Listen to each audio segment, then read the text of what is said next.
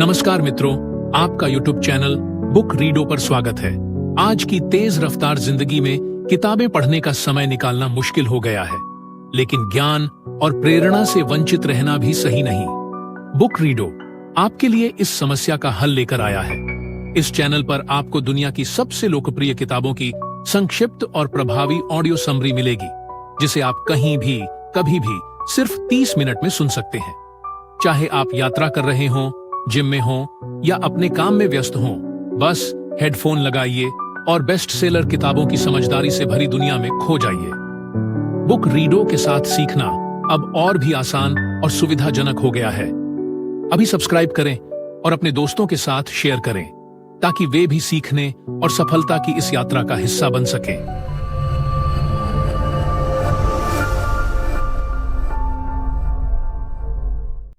दोस्तों, आज हम एक किताब के बारे में बात करने जा रहे हैं जो हमारे पसंदीदा पुस्तक संग्रह का एक हिस्सा भी है। माइकल न्यूटन की पुस्तक Journey of Souls, case studies of life between lives हमें आत्मा की इस अनंत यात्रा की एक अनोखी झलक देती है। आत्मा की अमरता का विचार अपने आप में गहरा और रहस्यमयी है। जब हम मृत्यु के बारे में सोचते हैं तो मन में डर और अनिश्चितता उभरती है, लेकिन अगर हमें यह समझ में आए कि हमारा भौतिक शरीर भले ही नष्ट हो जाए, पर हमारी आत्मा अमर है, तो जीवन को देखने का हमारा नजरिया पूरी तरह बदल सकता है। माइकल न्यूटन की पुस्तक Journey of Souls, case studies of life between lives हमें आत्मा की इस अनंत यात्रा की एक अनोखी झलक देती है। न्यूटन ने हिप्नोसिस के जरिए हजारों लोगों की आत्मा की स्मृतियों का अध्ययन किया और उनके अनुभवों के आधार पर यह पुस्तक लिखी। यह लेख इस पुस्तक के मुख्य विचारों जैसे आत्मा की अमरता, सोल ग्रुप और जीवन के उद्देश्य को सरल और प्रेरणादायक तरीके से प्रस्तुत करता है। आत्मा की अमरता और जीवन का उद्देश्य न्यूटन के अनुसार हमारी आत्मा अमर है और कई जन्मों के माध्यम से अपनी यात्रा करती है। हर जीवन का एक खास मकसद होता है, आत्मा का आध्यात्मिक विकास। हिंदू धर्म, बौद्ध धर्म और अन्य आध्यात्मिक परंपराओं में भी आत्मा की निरंतरता की बात कही गई है। ये परंपराएं बताती हैं कि हमारा सच्चा रूप हमारा शरीर नहीं, बल्कि हमारी आत्मा है, जो न तो जन्म लेती है और न ही मरती है। यह एक शरीर से दूसरे शरीर में यात्रा करती रहती है। इस विचार को समझने से मृत्यु डरावनी नहीं, बल्कि एक नई शुरुआत लगने लगती है। न्यूटन की रिसर्च और नियर डेथ अनुभवों NDE से पता चलता है कि मृत्यु के बाद लोग अक्सर एक चमकदार प्रकाश, शांति और अपने शरीर से बाहर होने का अनुभव करते हैं। कई लोगों ने बताया कि उन्होंने ऐसी बातचीत सुनी जो उस समय हुई जब उनका शरीर प्रतिक्रिया नहीं दे रहा था। ये अनुभव सुझाते हैं कि चेतना, कॉन्शियसनेस केवल दिमाग तक सीमित नहीं है, बल्कि यह शरीर से स्वतंत्र रूप से भी अस्तित्व में रह सकती है। यह समझ हमें जीवन में साहस देती है। जब हम जानते हैं कि हमारी आत्मा हर अनुभव से सीखती है और आगे बढ़ती है, तो दुख और चुनौतियां भी सजा की बजाय सीख का हिस्सा बन जाती हैं। यह नजरिया हमें आशावान बनाता है और हर मुश्किल को एक अवसर के रूप में देखने की प्रेरणा देता है। जीवन को अर्थपूर्ण बनाना जब हमें यह विश्वास हो जाता है कि हमारी आत्मा इस जीवन के बाद भी कार्य करती है, तो हम अपने विचारों, कार्यों और रिश्तों को अधिक सावधानी से संभालते हैं। हम भौतिक चीजों से ज्यादा आंतरिक शांति और आध्यात्मिक विकास को प्राथमिकता देते हैं। हमारा ध्यान इस जीवन की सतही सफलता से हटकर आत्मा की यात्रा और उसके विकास पर केंद्रित हो जाता है। इस समझ से हर रिश्ता, हर भावना और हर अनुभव की कीमत बढ़ जाती है। हम जीवन को एक उपहार की तरह देखने लगते हैं। हम अधिक दयालु, ईमानदार और करुणामय बनने की कोशिश करते हैं, क्योंकि हमें लगता है कि हमारे कर्मों का प्रभाव इस जीवन तक सीमित नहीं है। यह विश्वास हमें न केवल अपने लिए बल्कि दूसरों के लिए भी बेहतर इंसान बनने की प्रेरणा देता है। आत्मा कहाँ रहती है? आत्मा की अमरता के बारे में सवाल उठता है कि मृत्यु के बाद आत्मा कहाँ जाती है। कई आध्यात्मिक दर्शन कहते हैं कि आत्मा एक सूक्ष्म ऊर्जा है जो कहीं भी हो सकती है। मृत्यु के बाद यह एक नई यात्रा पर निकलती है, शायद एक नए जन्म में एक नई पहचान के साथ। यह चक्र तब तक चलता है जब तक आत्मा पूर्ण रूप से प्रबुद्ध न हो जाए। ये विचार हमें आत्मचिंतन का अवसर देता है। हम खुद से सवाल पूछते हैं, मैं कौन हूं? क्या मैं केवल मेरा नाम, शरीर या पेशा हूं, या मैं एक आत्मा हूं जो ये सब अनुभव कर रही है? मेडिटेशन, मौन और आत्मनिरीक्षण के क्षणों में हमें यह एहसास गहराई से होता है। हम सतही चीजों से ऊपर उठकर अपने आंतरिक संबंध को महसूस करते हैं। प्रियजनों के नुकसान का सामना, आत्मा की अमृता का विश्वास हमें प्रियजनों को खोने के दर्द को सहने में मदद करता है। अगर हम मानते हैं कि आत्मा कहीं न कहीं किसी नई शक्ल में मौजूद है, तो हमें एक भावनात्मक राहत मिलती है। हम यह समझते हैं कि अलविदा हमेशा के लिए नहीं है। यह विश्वास हमें न केवल दुख से उबरने की ताकत देता है, बल्कि यह भी एहसास कराता है कि हमारा कनेक्शन अनंत है। वैज्ञानिक और आध्यात्मिक संतुलन। कुछ लोग कहते हैं कि आत्मा की अमृता को वैज्ञानिक रूप से सिद्ध करना जरूरी है, और यह बात सही भी है। अंधविश्वास खतरनाक हो सकता है, लेकिन आत्मा की अमृता का विचार केवल विश्वास नहीं है। यह कई लोगों के व्यक्तिगत अनुभवों पर आधारित है। नियर डेथ अनुभवों और चेतना पर अध्ययनों जैसे क्वांटम फिजिक्स और कॉन्शियसनेस स्टडीज ने भी इस क्षेत्र में जिज्ञासा बढ़ाई है।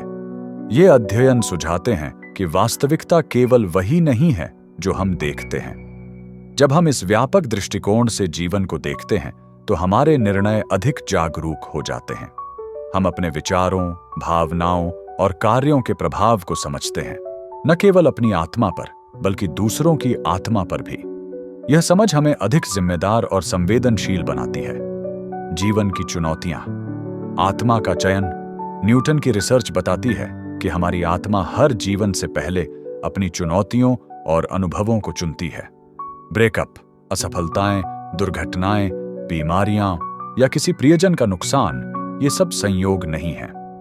हो सकता है कि हमारी आत्मा ने इन्हें विकास, सीख और प्रगति के लिए चुना हो। न्यूटन ने हिप्नोसिस के जरिए कई लोगों के पिछले जन्मों और जीवन बीच जीवन, लाइफ बिटवीन लाइव्स के अनुभवों का अध्ययन किया। उनके क्लाइंट्स ने बताया कि उनकी आत्मा ने अगले जन्म के लिए माता पिता, परिवेश और यहां तक कि प्रमुख चुनौतियों को भी चुना। यह विचार सुनने में अविश्वसनीय लग सकता है, लेकिन यह गहराई से उपचारक, हीलिंग है। अगर हमारी आत्मा इतनी बुद्धिमान है कि उसने कठिन अनुभवों को चुना, तो हर दुख के पीछे एक कारण है। शायद हमें धैर्य, क्षमा या आत्म प्रेम सीखना था। कभी-कभी हमें दूसरों की पीड़ा को समझने के लिए स्वयं उस दर्द से गुजरना पड़ता है। इस दृष्टिकोण से हर मुश्किल एक शिक्षक बन जाती है। Soul group. आध्यात्मिक परिवार। न्यूटन की रिसर्च के अनुसार आत्माएं अकेले नहीं होती। जैसे हम पृथ्वी पर परिवार और दोस्तों के साथ रहते हैं, वैसे ही आध्यात्मिक दुनिया में आत्माएं सोल ग्रुप्स में रहती हैं। ये ग्रुप 15 से 25 आत्माओं के छोटे समूह होते हैं, जो एक दूसरे के साथ गहरा बंधन साझा करते हैं। ये आत्माएं बार बार अलग अलग भूमिकाओं में हमारे साथ जन्म लेती हैं। कभी दोस्त, कभी माता पिता, कभी प्रेमी या यहां तक कि शत्रु के रूप में। सोल ग्रुप का उद्देश्य आपसी सीख और आध्यात्मिक विकास है। ये ग्रुप एक आध्यात्मिक कक्षा की तरह है, जहां हर आत्मा एक शिक्षक और एक विद्यार्थी दोनों है। जब कोई आत्मा पृथ्वी से लौटती है, तो उसका सोल ग्रुप उसे गर्मजोशी से स्वागत करता है। वे पिछले जीवन की सीख और गलतियों की समीक्षा करते हैं, बिना किसी निर्णय के, केवल प्रेम और समझ के साथ। कई क्लाइंट्स ने बताया कि सोल ग्रुप में संचार शब्दों से नहीं, बल्कि ऊर्जा और विचारों के माध्यम से होता है। वहां कोई दिखावा या रहस्य नहीं होता। सब कुछ पारदर्शी और सच्चा होता है। कुछ आत्माएं, जिन्हें एल्डर्स कहा जाता है, अधिक विकसित होती हैं और ग्रुप को मार्गदर्शन देती हैं। ये ग्रुप न केवल सीखने के लिए, बल्कि उत्सव और आनंद के लिए भी होते हैं। जीवन की योजना और स्वतंत्र इच्छा। न्यूटन की रिसर्च बताती है कि आत्माएं अपने अगले जन्म की योजना पहले से बनाती है। वे अपने सोल ग्रुप और मार्गदर्शक आत्माओं के साथ मिलकर तय करती हैं कि कौन से सबक सीखने हैं, कौन सी चुनौतियां लेनी हैं और कौन सी आत्माएं उनके साथ होंगी। लेकिन इसका मतलब यह नहीं कि सब कुछ तय है। न्यूटन कहते हैं कि डेस्टिनी और स्वतंत्र इच्छा, फ्री विल, साथ साथ चलते हैं। कुछ प्रमुख घटनाएं पहले से तय हो सकती हैं, लेकिन हम उन पर कैसे प्रतिक्रिया देते हैं, यह हमारी पसंद पर निर्भर करता है। यह समझ हमें शिकायत करने की बजाय चिंतन करने की प्रेरणा देती है। हम अपने पैटर्न्स को पहचानते हैं, जैसे कि बार बार की जाने वाली गलतियां या कुछ लोगों का हमें बार बार प्रभावित करना। इससे हम भागने की बजाय समझने की कोशिश करते हैं। मृत्यु एक नया द्वार। न्यूटन की केस स्टडीज बताती है कि मृत्यु कोई अंत नहीं बल्कि एक परिवर्तन है। जब कोई व्यक्ति मरता है तो उसकी आत्मा अपने भौतिक शरीर को छोड़कर आध्यात्मिक दुनिया में प्रवेश करती है। कई लोगों ने बताया कि मृत्यु के बाद उन्हें एक हल्कापन और शांति का अनुभव हुआ, जैसे कोई बोझ उतर गया हो। वे एक चमकदार प्रकाश या सुरंग से गुजरते हैं और उन्हें मार्गदर्शक आत्माएं या परिचित आत्माएं स्वागत करती हैं। आध्यात्मिक दुनिया में आत्मा अपने पिछले जीवन की समीक्षा करती है। यह समीक्षा किसी कोर्ट रूम की तरह नहीं बल्कि एक शिक्षक और छात्र की बातचीत की तरह होती है। आत्मा अपनी उपलब्धियों और गलतियों को देखती है ताकि वह सीख सके और आगे बढ़े। कुछ आत्माएं एक उपचार क्षेत्र में जाती हैं, जहां उनकी भावनात्मक और आध्यात्मिक ऊर्जा को संतुलित किया जाता है। यह एक आध्यात्मिक स्पा की तरह है, जहां आत्मा अपनी स्पष्टता पुनः प्राप्त करती है। आध्यात्मिक दुनिया एक सीखने और उत्सव का स्थान। आध्यात्मिक दुनिया केवल शांति की जगह नहीं है, यह एक सीखने और उत्सव का केंद्र भी है। आत्माएं अपने सोल ग्रुप के साथ मिलकर पिछले जीवन की यादें साझा करती हैं, नई योजनाएं बनाती हैं और एक दूसरे की प्रगति का जश्न मनाती हैं। यहां ऊर्जा और विचारों के माध्यम से संचार होता है और हर आत्मा को पूरी तरह समझा जाता है। कई आत्माओं ने बताया कि मृत्यु के बाद उन्हें ऐसा लगा जैसे वे घर लौट आए हों। सोल ग्रुप में उत्सव, गीत और ऊर्जा नृत्य होते हैं। यह एक ऐसी जगह है जहां कोई अकेलापन नहीं है, केवल प्रेम और एकता है। केस स्टडी 1, योद्धा का जीवन और साहस का सबक। इस केस में एक पुरुष क्लाइंट, जिसे न्यूटन ने सब्जेक्ट ए के रूप में संदर्भित किया, ने हिप्नोसिस के दौरान अपने पिछले जीवन की यादें साझा कीं। उसने बताया कि उसकी आत्मा ने मध्य युग में एक योद्धा के रूप में जीवन चुना था। इस जीवन में उसे युद्ध में हिस्सा लेना पड़ा, जहां उसने कई कठिनाइयों और नुकसानों का सामना किया। हिप्नोसिस सत्र में उसने मृत्यु के बाद की अवस्था का वर्णन किया, जहां उसकी आत्मा अपने मार्गदर्शक के साथ मिली। मार्गदर्शक ने उसे बताया कि उसने यह जीवन इसीलिए चुना ताकि वह साहस, बलिदान और दूसरों की रक्षा करने की भावना को सीख सके। आध्यात्मिक दुनिया में उसकी आत्मा ने अपने सोल ग्रुप के साथ इस जीवन की समीक्षा की। समीक्षा के दौरान उसे एहसास हुआ कि उसने युद्ध में कुछ गलतियां की थीं, जैसे अनावश्यक हिंसा, जिससे उसकी आत्मा को पछतावा हुआ। मार्गदर्शक ने उसे समझाया कि इन गलतियों से सीखना उसकी आत्मा के विकास का हिस्सा था। केस स्टडी 2, सोल ग्रुप की मुलाकात और जीवन की समीक्षा। इस केस में एक महिला क्लाइंट, जिसे न्यूटन ने सब्जेक्ट बी कहा, ने मृत्यु के बाद की आध्यात्मिक दुनिया का वर्णन किया। हिप्नोसिस के दौरान उसने बताया कि मृत्यु के बाद वह एक शांतिपूर्ण, चमकदार स्थान पर पहुंची, जहां उसका सोल ग्रुप उसका इंतजार कर रहा था। यह सोल ग्रुप उसका आध्यात्मिक परिवार था, जिसमें कुछ आत्माएं थीं जो उसके कई पिछले जन्मों में माता-पिता, दोस्त या भाई-बहन के रूप में थीं। सोल ग्रुप के साथ उसने अपने पिछले जीवन की समीक्षा की, जो 19वीं सदी में एक शिक्षक के रूप में था। उसने बताया कि उसने अपने छात्रों के प्रति कठोरता दिखाई थी, जिसका उसे पछतावा था। सोल ग्रुप ने उसे प्रेम और समझ के साथ अपनी गलतियों को स्वीकार करने में मदद की। मार्गदर्शक आत्मा ने उसे सुझाव दिया कि अगले जन्म में वह एक ऐसी भूमिका चुने जहां वह करुणा और धैर्य का अभ्यास कर सके। केस स्टडी 3, कठिन रिश्ते का चयन।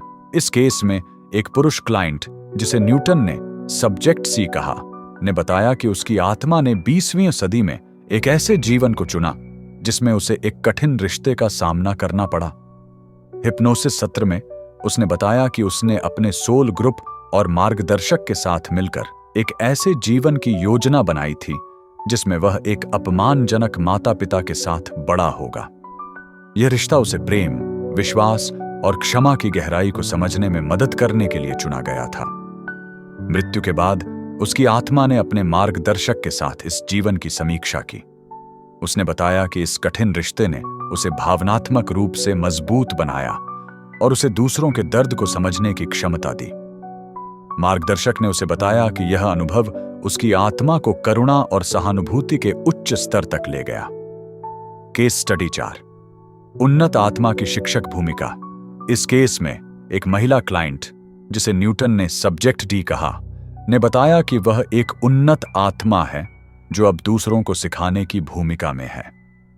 हिप्नोसिस के दौरान उसने वर्णन किया कि मृत्यु के बाद वह एक ऐसी आध्यात्मिक दुनिया में पहुंची जहां वह नई आत्माओं को मार्गदर्शन दे रही थी। उसका सोल ग्रुप अन्य उन्नत आत्माओं से मिलकर बना था, जो मिलकर नई आत्माओं को उनके पहले कुछ जन्मों के लिए तैयार करते थे। उसने बताया कि उसके पिछले जीवन में वह एक नर्स थी जिसने कई लोगों की मदद की थी। इस जीवन ने उसे करुणा और सेवा के उच्च स्तर तक पहुंचाया, जिसके कारण उसकी आत्मा अब एक शिक्षक की भूमिका में थी।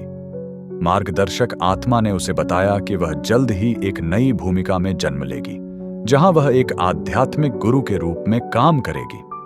केस स्टडी 5, मृत्यु के करीब का अनुभव। इस केस में एक व्यक्ति ने अपनी मृत्यु के करीब के अनुभव को साझा किया। सम्मोहन के दौरान उन्होंने बताया कि वे अपने शरीर से बाहर निकलकर जीवन रक्षक प्रक्रियाओं को देख रहे थे। मृत्यु के बाद उनकी यादें धुंधली हो गईं, लेकिन सम्मोहन की मदद से वे अपने पिछले जीवन की मृत्यु के दृश्य को याद कर सके। यह अनुभव आत्मा के शरीर से अलग होने की शुरुआत को दर्शाता है। केस स्टडी 6, सैली का अनुभव। इस केस में एक व्यक्ति ने अपने पिछले जीवन की यादें साझा की, जिसमें वे सैली नाम की एक महिला थे।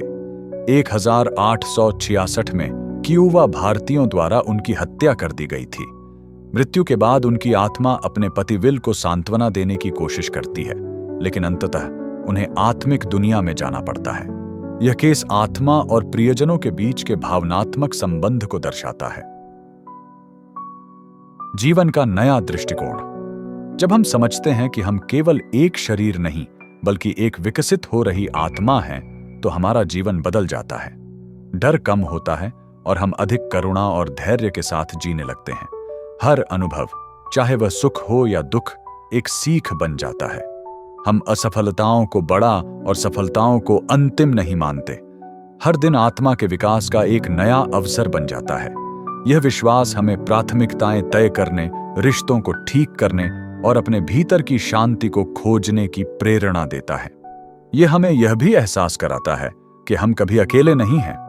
हमारा सोल ग्रुप और मार्गदर्शक आत्माएं हमेशा हमारे साथ हैं, चाहे हमें उनकी उपस्थिति का एहसास हो या ना हो। अगर आपको ये जानकारी पसंद आई हो और आप ऐसी ही गहरी और अनसुनी बातें जानना चाहते हैं, तो हमारे चैनल को सब्सक्राइब करना न भूलें। आपका एक सब्सक्राइब हमें ऐसी और बेहतरीन रिसर्च और ज्ञानवर्धक वीडियो बनाने के लिए प्रेरित करता है। अगर आपको ये वीडियो काम की लगी तो इसे अपने दोस्तों और परिवार के साथ जरूर शेयर करें, ताकि वे भी इस नॉलेज का फायदा उठा सकें। मिलते हैं अगले वीडियो में, तब तक के लिए सीखते रहिए, आगे बढ़ते रहिए।